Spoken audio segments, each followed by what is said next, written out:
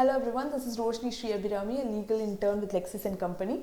In this video, I'll be dealing with a particular doctrine from the property law, that is lis pendens, doctrine of lis pendens.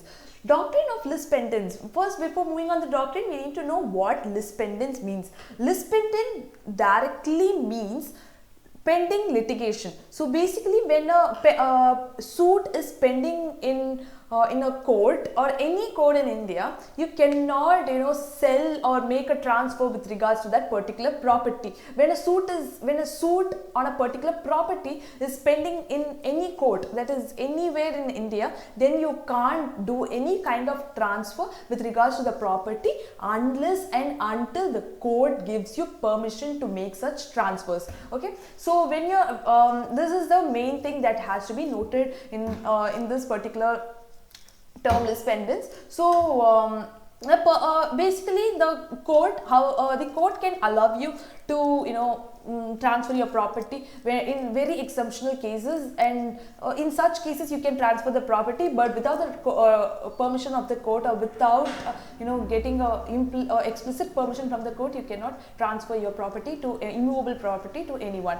So the purpose of this particular doctrine, let's know what's the purpose of this particular doctrine. The doctrine is essentially prevents the transfer of the title of a disputed property in India without the court's consent, which is under litigation, and it will be impossible to bring a lawsuit to a successful termination if alienation are permitted to prevail and covenants are not imposed. So basically, this is the purpose of the doctrine. The transferee pendent light is bound by the verdict just as if he were a party to the suit, and the transfer shall be subservient to the result of the pending lawsuit. So based on the decision of the court, so when your particular property, you have a particular property in a particular place and you make a transfer with regards to this particular property, based on the judgment given by the court or based on the verdict given by the court, you have to make the transfer. And while the particular property is in the transfer, no party, either of the parties, should make a transfer or anything over this particular property that is under dispute. So this is the purpose of the particular doctrine. Now, conditions for the particular doctrine is what we are going to see.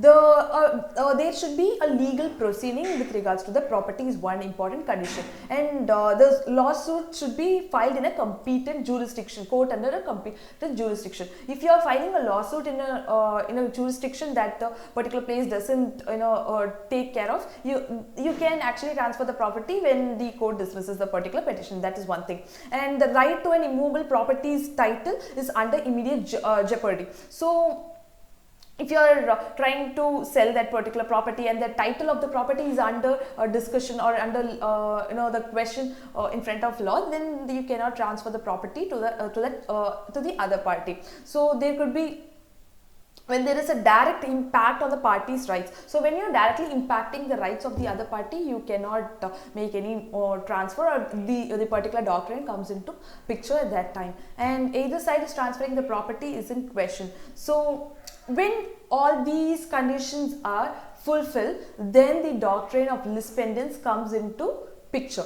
So let's look into the circumstances under which the particular doctrine is not applicable. We just saw the circumstances under which the doctrine can be applied, and now let us see the circumstances under which the doctrine cannot be applied.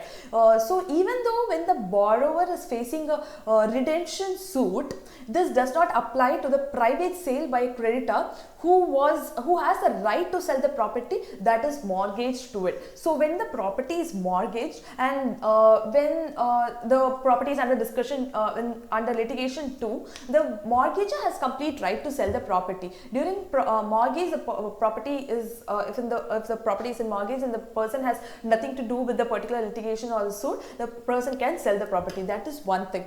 And when the property is not specified accurately, it becomes unidentified. You have to particularly and specifically mention which property is under dispute, and if it's not mentioned properly, the particular doctrine does not apply and the property can be disposed of or transferred. So And also, when the particular suit is filed in a wrong court in a wrong jurisdiction, at that time also this particular doctrine does not come into picture. This is these are few areas when the doctrine would not be applicable. So I have a case law with regards to doctrine of lis pendens, that is Vinod Seth versus Devendra Bajaj of 2010, where the court permitted the respondent to file a pendent light action despite repeating the ability to exclude the suit property from the limits imposed within the section 52 of the act. Basically, section 52 of the Transfer of Immovable Properties Act talks about Transfer of Properties Act talks about